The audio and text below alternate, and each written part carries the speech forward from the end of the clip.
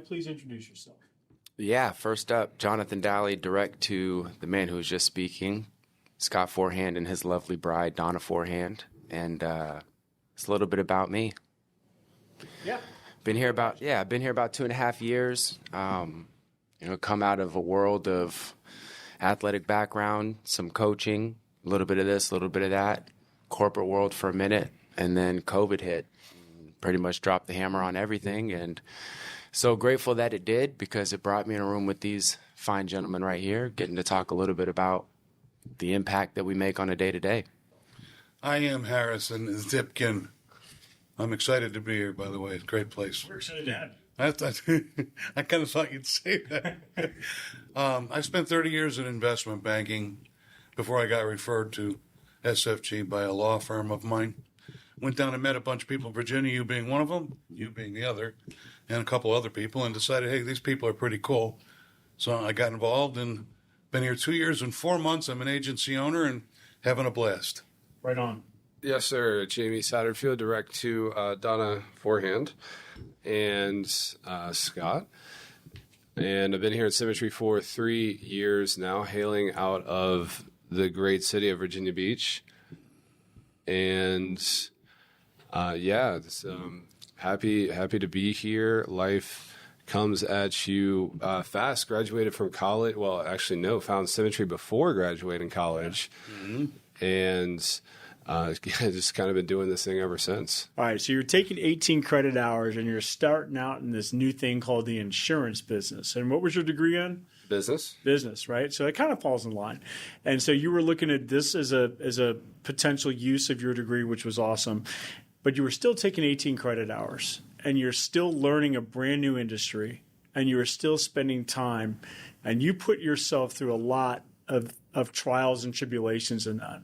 I mean, you really, I personally am incredibly impressed with your effort and your tenaciousness. So tell me I'm talking to you.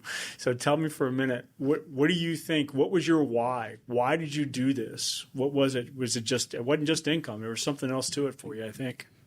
The potential.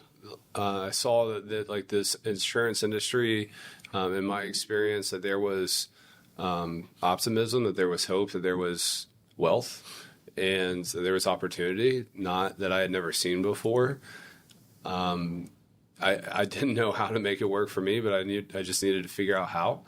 And being surrounded by the people, like my first Symmetry event that I went to before COVID, was like going into that room, that event in Virginia Beach.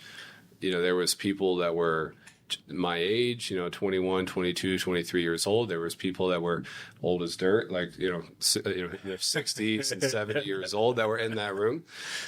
There was male, there were female, there were all sorts of different races. Like there was all sorts of backgrounds there, and it kind of just hit me. It was like, well, if all these people can be successful, then why can't I? So then it was just a matter of learning from the best and making it work for me. So, right. So kind of what you were saying, there are people from all backgrounds, all positions, all situations, but that actually, because it's such a mishmash, it's almost like there's a commonality there. Everybody was looking for something, right? I think one of my favorite people to speak that I ever listened to, his name is George Matthews. He always says, people come here broke or broken, right? And that's kind of what we all, and that's where I was too, because I was looking for the next thing. And how about you, Harrison? What about you? What was the deal there? I like to compare us to the island of misfit toys. Yeah, there you go. The little elephant with polka dots. Right. Little choo-choo train with square wheels, that's us. Right. We don't quite fit in anywhere else, even though we've tried to. Yeah. And we found Symmetry, which gives us an avenue of expression that you might not find in corporate America or standard types of organizations. Sure. So it's very unique, and it's great for us, and it lets us do some great things. Even those of us that might be older than dirt and still think we might have a future. You never know. So it's not over till it's over, right? It's all love. Better to be seen than viewed. That's a good point, though, because Dally, we were in the car the other day and going to Asheville, and you said, like, the people at dinner, if you were to take some random person and be like, how, out of all the people that were sitting at this dinner table, and you were to ask them, like, how would we know each other? Like, how would we fit in? They would have no idea how in the world we would all fit in with each other. And that's kind of symmetry. Yeah, I think, Scott talked about there's one thing that connects everything or everybody. And Harrison says Island Misfit Toys, but it's a group of people who have chosen to succeed in this environment, and taking this environment away would have succeeded in any environment, but got to select the people that we wanted to hang out with. And I think that's where the attraction comes is, you see people from all walks of life having success, but they all choose to have success here because nobody's forcing it. It's different. I think we all recognize that it's different. And I know that's what attracted to me. Yeah, the industry, the potential, where the business was going, listening to the leaders talk, what's on the horizon, what's rolling out, but also the people that you can link arms with, people that you want to go to battle with and learn from and hang out with and celebrate with. And I think, removed from this environment, we would all succeed somewhere else. But would we enjoy it as much? I don't think so. No, I agree with that. It's all about relationships. That's critical in terms of our organization, what we do and how we do it. I mean, I spent 30 years making $250,000 a year and walked away from that because I couldn't take it anymore. Yeah. And sitting down with George and Janet, expressing what was happening in my life and let them give me some guidance. I remember that. I have found guidance here. Yeah, that was it was up in Pennsylvania, right? Yes, it was. Yeah, I remember that. Yes, it was. Yeah. And, it's just great. You're right.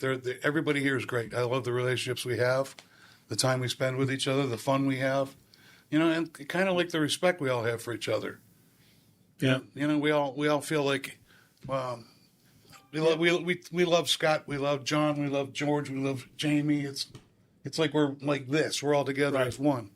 Yeah, and that's, so what we were talking about just a second ago, before we all came here, there was some commonality, some common thread that drew everybody to this. And now, what you just said, relationships matter, people come first, right? Yes, I did. That's the thing that keeps us. It's the relationships that we build here, the friendships that we forge, and and certainly the camaraderie, but also the competition. I love it when Mr. Satterfield beats my numbers, and I also hate it. It drives me a little bit harder, but I love to see it, right? And I'm happy for him, and I applaud when he does it. So when you first get here and you start thinking about what symmetry is, and you get it, you understand actually what we say is symmetry gets you, right? There's something that drives people to go one direction or the other. Do I want to just produce and have a fantastic income and have control of my income? Or do I want to go a different route, which is building an agency? So everybody here is an agency owner. And there's a reason why we all did that. And it was, I think, realistically, it's because we all recognize the business model. So let me start again with you, Mr. Dally, right? So when you first got here, you were a producer. You had some good success, and then you found another really good producer, and you found a running buddy, okay? And then the writing was on the wall. It was time to build an agency. So what was it that clicked that decision for you? What was it that made you go, okay, I'm going to build an agency, I'm going to do it? What was that moment? I think, because it comes out to all of us at a different stage. And I think it goes back to what Harrison says, it's the respect we have for each other. Mm-hmm. I think that, coming here initially, it was the authentic conversation that I had with you and Donna.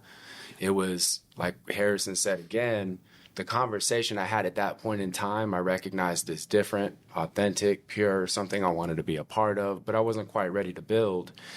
And then you fast forward and, you produce and you have a $5,000 week and you're like, wow, that was good hard work, good old-fashioned hard work. And the longer you're here, when you see a Jamie Satterfield's number or Scott Forehand on the leaderboard, you really have just an enormous amount of respect for what it takes for a Harrison to write 17,000 applications in a single year. So I think the longer you're here and the more you're around it, the more you realize that, going back to what, one of my people that I looked up in this industry, Coach Terry Garvey used to say that, it stuck with me the first time he said it. It's a moral obligation to share this opportunity with any and everybody. And I think that when it came to building an agency, I just wanted to surround myself with people who had the grit to go through that good old-fashioned hard work and put up this for themselves and understand and recognize, like, the air quotes, like you say, that they get it.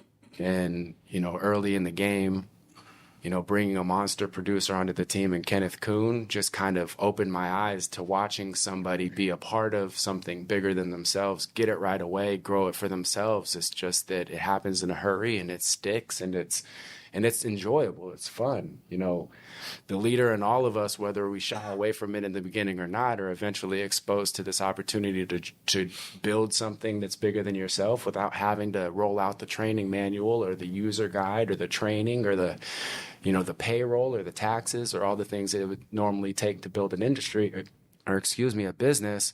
It's built right in. So, we talk about it being a part of the system. It's kind of, you wake up, you got somebody on your team, all of a sudden they're making it for themselves, and you get that, okay, so I want to do that again. I want to find more people like that, surround myself with more people that I like to hang out with and build with and grow with, but also grow that respect just the same. So you caught it. It caught me, like you said. It was you got it. Yeah, right? Absolutely. So let's set some numbers on that. So you caught it. Your first year here, you did 23 applications, just getting started. Not bad for you to get started, especially when you started, which was towards the end of the year. Your second year, you started building a team and you did 361 applications. And your third year, you had built a team, hit agency owner, and did 507 applications. It's not half bad. It's not bad. Right? We're getting somewhere. Yeah. So you're some making some progress. Right? Some on that. So, and I'm going to stick with you for just a second. So you're obviously showing some progress. You're showing some movement. You're showing the right direction. Everything's going. You've got momentum, right? Is there any one thing you can point to? Any one thing you could give as a suggestion to people that are watching this if they're in Symmetry and they're trying to build an agency? Anything you would tell them to do? One foot in front of the other. I think it's just, when you look at it in retrospect, yeah, it looks like enormous growth. But if you're focused on the enormous growth before you're ready for the enormous growth, it's going to fall flat.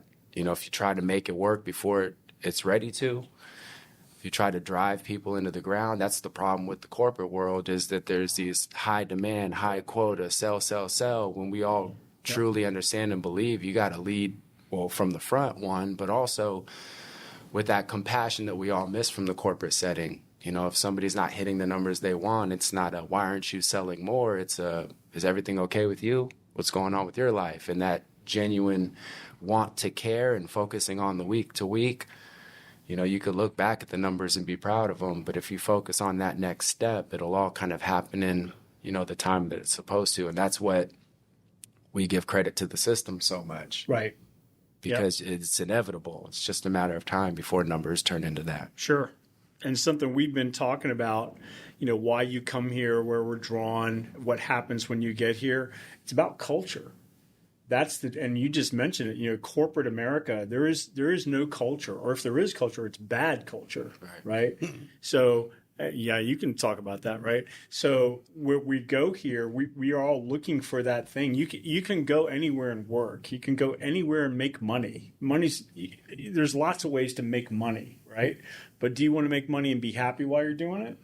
Or do you want to make money and work your tail off and dread getting up the next morning because you got to go to work again? So they that's come, a huge difference. They come for the money and stay for the people. There you go. So, Love that's it. a great way. Perfect, man. Yep. So I want to touch on something you said just a minute ago. So why we do this business initially is because we're running from something. It's because, or running to something. We're looking for a difference, looking for a change, looking to get out of maybe a bad relationship before with some of their work environment or whatever. But in the end, and this is a really key thing, in the end, when you have, and this is hard, you have your first death claim, and then you can deliver that first check. And then the reason why you do this changes.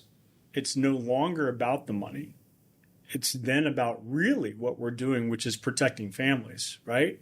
And something you said just a second ago about this gentleman over here, the number wasn't a billion, a bazillion. It was 732. 732 applications, 732 lives protected in 1 year. that is a record for all of Symmetry from the beginning of time. Okay. And as we look, the year before and the year after, they're 200 short either year of where you were, right? So talk to me about the impact that you've made with that 732 year, and you didn't stop. You went on, but that's 1 year, folks, right? So what does that make you feel like when you realize what you've actually done? It's never about the individual. It's about the team. Yeah. Okay, you and I planned that out at the beginning of that year. Let's be fair. It was you and me and George Matthews. That's right? true. Yeah. We had fun at the end too, didn't we? Yes, we did. That's another conversation. That's another conversation for. But I think this is more about healthy competition, sure, and mentorship. Right. That's really what drives hugely successful people in this business from this group. When I first started at Symmetry, I had mentors. Jamie was a mentor, who I worked with a lot. You're a mentor. George was a mentor. But who did I compete with? Well, when he brought me in, Jamie Satterfield, he said to me, I need a competitor. I need somebody that I can go head-to-head with. I need somebody to really fight for it with me. And I said, okay, I'm your man. And for the first 16 months, we would alternate who had a better month. Yeah. Went one way and went the other way, We'd tease each other terrible back then, until we all got to. And that's really, I think, what drove me to become an agency owner was that sense of competition and that sense of mentorship. There's always a place to go to get help when you need it. So, yeah, that's a great accomplishment, and I appreciate you mentioning it. But it's not me. It's everybody, is how I see it. Well, let's give credit where credit's due. And the first thing is you came here in 2020. You wrote 62,000 in your first year, 117 applications. Great start, right? In 2021, you made agency owner. Your team did over 890 applications for the year. You did 329,000 as a team. Mm-hmm. Great job. And then finally, because you weren't laying back, 507 applications in 2022, $470,000 of production. Just you and your little team chugging along. Great job, man. Great job. Thank you, Scott. Yep. I appreciate that. All right. So now let's go with Mr. Satterfield. Jamie, since you got here, you've been phenomenal. I'm going to start up with your numbers, and then we're going to get you to drop some nuggets for the folks. Oh, boy. Oh, boy. Okay.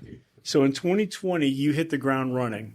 What does that mean? That means you started here at the beginning of COVID, when we were in a position where everybody was running knee-to-knee and face-to-face. Back in my day, we used to run appointments in person. Right.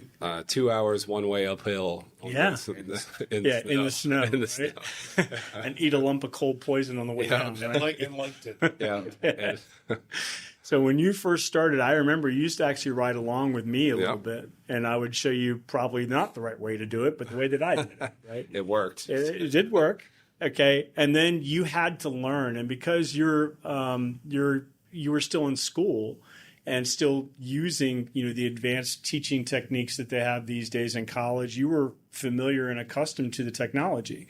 So you adapted like a fish to water to doing business electronically. Zoom, telephone, and as we've seen recently, you've certainly mastered the telephone sale and even the one-sit sale. So just to put that in perspective, year one, pretty strong, 270 applications, 252,000. Let's put that in perspective. 252,000, senior year of college, doing it part-time for 3 months. That means you didn't start full-time until June of that year. Right? Yep. And then the writing was on the wall because you understood the business model. You understood how important it was to build an agency and build fast and build now. And you hit the ground running. And so 90 days later, you were ready to do your agency owner run. Starting in June, you were ready. And of course, you made agency owner in your first year here, which is phenomenal after only 10 months. It's pretty unheard of. But then if you look at the growth, listen to this, massive. You went from 270 applications which ended up being 448 applications in your first year, to 1,791 applications in your second year. Let that sink in for a second. 1,791. You went from 354,000 of business in your first year. What was the number? To what was it? Just under 1 million? No, 472 year two. And then finally last year, 1.4 million. You grew almost $1 million in 1 year. And then, of course, you're still killing it with 1,700, 1,800 applications a year. So, Jamie, if you had an opportunity, which you do right now, to give somebody who's new, somebody who's young, somebody who's hungry, something, what would you tell them to do? Wow. Just one thing. No, go on, man. Yeah. The table's yours. The floor is yours. Let's hear it. Yeah. Whatever you do a lot of it. Yeah. There you go. There's right. You want to go out and produce, that's great. Do a lot of it. You want to go out and build a big agency, that's fine. Do a lot of it. You want to do both, that's fine. Do a lot of it. Okay. That's because when I came in, I had no intention of building an organization. I didn't know we were going to go from 300,000 to 1.1 million over the course of a year. That wasn't really in the plan. It was more so like, hey, I'm really broke right now. I would love to make money. I'm going to go out and produce, learn how to do it. And I did. And then I was kind of capped as to how much money I could actually make, like just me and I. And I'll never forget. It was one of my first months full time. I think it was like June or something. And I made first time making $10,000 in a month. And I was 22 years old. Of course, at 22 years old, if you make 10 grand, you're like jumping up and down for joy. You're like, man, this is awesome. So I called Scott. I said, Scott, this is freaking phenomenal, man. I just made 10 grand in a month. He said, Jamie, that's awesome. I'm proud of you, but 10 grand, that's cute, man. I just made 30. That's cute. So, oh. Okay. I didn't say that's cute. That's an ad lib. I didn't say that. Okay. He implied it. You know how Scott Forehand can imply how cute something is. Exactly. Yeah. See, being direct good for Scott, you. $10,000. We have this like cross-line brotherhood. So that's when it was like, okay, how do I do what he's doing? And it wasn't the fact that he was that much better of a producer than me. It was the fact and I'm still not. Yeah, it's that he had a team of 15 people underneath him that I did not. Like, okay, well, I can do simple math here and figure out I need to grow an organization. So that's when I started to recruit a bunch. And then all of a sudden I found a couple people in the room that decided to be pretty good at this business too. And that helped pretty tremendously as well. So if you do this business enough, then good things will happen to you. The more you do it, the luckier you get. So sure. So the trick, what I'm reading between the lines is do everything you're going to do, just do a lot of it, okay? And then eventually you will find the rock star. Or for me, I found you. Actually, I think Donna found you, the diamond in the rough. And then, of course, Donna found Jonathan Dally. And, of course, I think you found Harrison, right? Yeah, he was the first interview. Donna right. did the second. Right. And then you found Teresa. So, it's just every once in a while you find these people that just have an incredible capacity to be really good at everything. And then they just end up staying here. And that's really what this is all about. This is about building that family, building that camaraderie, the culture. It's getting back to the culture. Yes, it right? is. So last thing, we got a few minutes left here. Is there any one person, like if you had to list I guess, personality types or personality traits that you're looking for people that you want to be on your team? What is that thing, or what are those things? Coachability, like check your ego at the door, trainability, commitment to conference calls, training events, self-development. That one's a big one. And most importantly, just like putting in the activity, like hard working people that want more and want better. And if you can do a combination of those three, or specifically those three really, really well, it doesn't matter what your resume looks like. Trust me, mine looked like a blank piece of paper coming in here. Oh, come on. You delivered pizzas. I did. Yeah. So if you can do those things really well, you can be successful. So characteristic traits, that's the big one. Okay. How about you, Zippy? it's not about the money. It never was. Okay. A lot of people come in here thinking it's about making a lot of money and having fun, and that happens. The fun part is there. Oh yeah, it's much Core more. value number 8. It's more about how we relate to each other. Sure. Life is too short. You don't know how long you got, and if you're having a good time with the people you work with, if you respect them, you have a blast with everyone. That's what matters. Yeah. That's really what matters, in my opinion. Okay. As humble as it is for what it's worth. Right. We've built some solid relationships in this group. Sure. I think we're probably one of the most tight-knit groups you'll find in Symmetry. We've heard that a lot about this organization, and it's refreshing to hear, and I'm proud to be part of it. So am I. Yep. All right, Mr. Dally, what do you got? Just a collective of what they said. I think that probably more so than anything, I want to build an organization of people that I enjoy being around. I don't know where I got it, or probably a call, maybe a movie, but I want to surround myself with the type of person that you'd find yourself at an airport bar during a layover, where you can just sit there and have a random conversation about anything and really enjoy the company of the people you're with. Coachability, of course, a discipline to be your own boss, sure. A drive would probably be a big one, a good reason to come in here and fail until you're good. Jamie said just a second ago, if you do this business for long enough, it's inevitable that, you will transition and evolve into the producer or builder that you're meant to be. But, I think that probably, another characteristic that nobody mentions is a stubbornness. Like that, For me, I was very stubborn, too stubborn to quit. Too stubborn to let the naysayers of the world who say, what you're getting in isn't this or that, or be careful and that and this and watch it. And then, surrounding myself with the people who are having success in here, and just being too stubborn to go back to that he said, she said drama of high school that every organization prior to this opportunity presented as. So, character traits are important. But, like Harrison, somebody who comes in and has a really good reason to do it for themselves, I think is the best thing to find. The why. Mm-hmm. Absolutely. Yep. All right.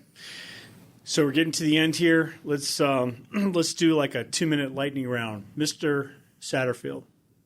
Come open-minded. I think it doesn't, trust me, this is like a misfit group. It was that was a great line earlier. I'm going to steal that. This is a group of individuals that just you wouldn't think fit together, but it's like a closer group of co-working individuals than you'll find anywhere else in America in terms of the corporate setting. So just come open-minded. Right on. Mr. Zipkin? Advice for the new people coming in? Sure. Put your heart into it. Okay. All right, it's really about that. You got to put your heart completely into what you're doing or forget it. And if you're not going to do that, why are you doing it in the first place? You got to totally be into it and have some fun with it. Rely on the people around you.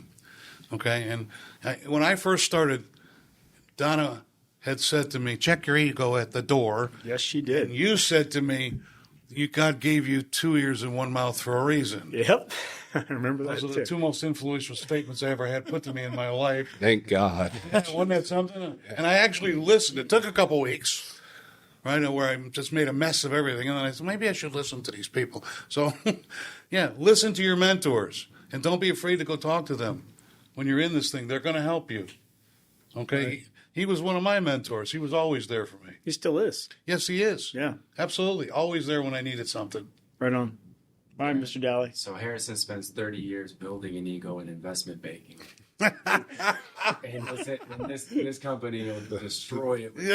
And it needed to be destroyed. In 30 seconds. To kill it. I think, I would say be brave enough to change for the better and humble enough to accept that you're not perfect coming in the door. Right on. Yeah. All right, and I'm going to close it out. I got one piece of advice for everybody who's starting here. Make sure that you don't lose focus of why you're here. And if you ever feel like it's time to leave, ask yourself why you're giving up on your dream. That's it. Cool. Hear, hear. All right.